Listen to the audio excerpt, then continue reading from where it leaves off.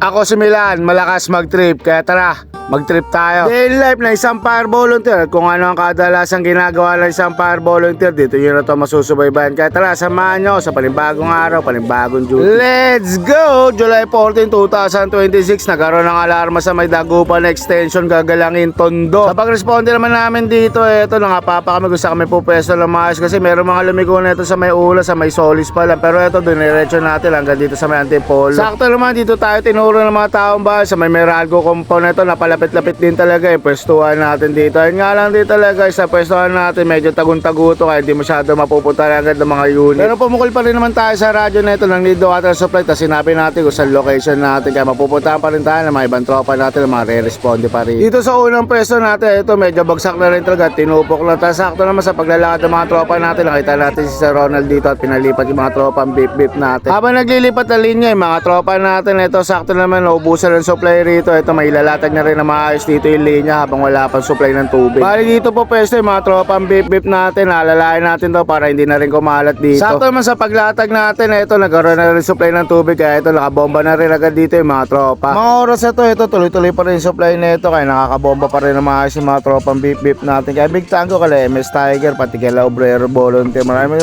salamat sa pagbigay ng butas sa mga tropa ang beep-beep. Sakto naman dito sa pwesto natin, makapag-penetrate tayo na maayos dito para di na rin masyado kumalat pa. Para at paano hindi na rin tumawid pa rito sa may kasunod na bahay na katabi nito. Pero sa bandang likod naman nito, pinapwesto ng mga tropa natin sa may labas, medyo bumabaga at lumiliyab na rin talaga yung katabing bahay nun. Bali waiting na lang din tayo sa mga ibang tropa pa natin na maglalatag dito. Gawa na isang linya pa lang din yung mga nakalatag dito, kami pa lang din talaga. Sa mga oras na to na lumalabay yung mga tropa natin, on and off na rin supply dito. Bali minsan nawawalan, minsan nagkakaroon. Basta magkakaroon to, akitil mga tropa natin yan. Nung nagkaroon naman tayo ng supply dito, eto saglit lang din na nagkaroon to kasi bigla rin talaga mawawala to. Pero mabuti na lang din talaga, may mga ibang tropa na nakalatag dito. Sakto naman na dito na rin pumesto sila Manila District, may makakasama na rin mga tropa ang beep-beep natin. Pagsilip naman ni Noki dito sa may bandang likod na tinutukoy ko kanina, ito na siya sabi ko bumabaga na rin, kaya ito binomba na rin nila to. Habang may bumabomba na rin dito sa unang pwestuhan natin, sila Manila District naman doon muna bahala. Kahit pa paano dito sa pwestuhan nila medyo lumamig na, gawa na medyo mainit-init din talaga yung singaw dito dahil dito sa mismo nasusunog na to. Dahil di rin natin basta pwede bitawan din itong pinapwestuhan natin nung una kasi pag ito nasaglitan lang natin maiwan ng muapoy pa rin talaga magliliyab at magliliyab din talaga. Kano nagkaroon na rin tayo ng kasama rito na naglatag, ito masikaso na rin natin to. Sakto naman yung ako na linya rito ni Dexter, meron ng pressure kaya ito pinabuga na rin namin sa kanya to. Mga oras naman na to, ito yung hawak na linya ng mga tropa ang beep-beep natin, medyo madalang na rin talaga magkaroon ng supply ng tubig kaya hindi masyado sila makabomba rito, kaya mabuti na lang din talaga ibang tropa natin nakalatag dito meron pressure. Sakto naman na marami na pumwesto rito sa napwestohan natin at medyo okay na rin talaga. Kaya lumabas naman na yung mga tropa natin, sakto naman tinatawag sila ng OIC namin dito, pinapalipat dito sa may kabila dahil medyo lumapoy na rin talaga at medyo malakas na rin. Sakto naman walang pressure linya natin dito kaya nakapaglatag na rin ng mga tropa natin, tapos nilipat na rin namin kila Obrero Volunteer yung butas namin dito. Dito naman sa pangatlong pwestuhan ng mga tropa ang beep-beep natin, ito medyo malaki-laki na rin talaga yung nasusunog dito. Sakto naman dito sa paglipat natin ng butas kila Obrero, ayun nagtuloy-tuloy na rin yung pressure nila rito. Kaya maganda rin talaga yung laban ng mga tropa natin dito, gawa ng tuloy-tuloy din yung supply ng tubig na. Medyo bibitinin ko na muna kayo dito sa video ng laban nila rito, yun na-upload natin yung full video ng laban nila rito sa may red up. Kaya kung interesado ka sa mga ganitong content, sa mga laban ng mga tropa natin, ito follow nyo na yung page natin para updated din kayo sa mga nangyayaring sunog sa lugar natin. Nung okay na rin yung sunog dito, ito nagpulat na din mga tropang beep-beep natin. So paano, hanggang dito na lang din tong video na to. Lagi kong papaalala sa inyo na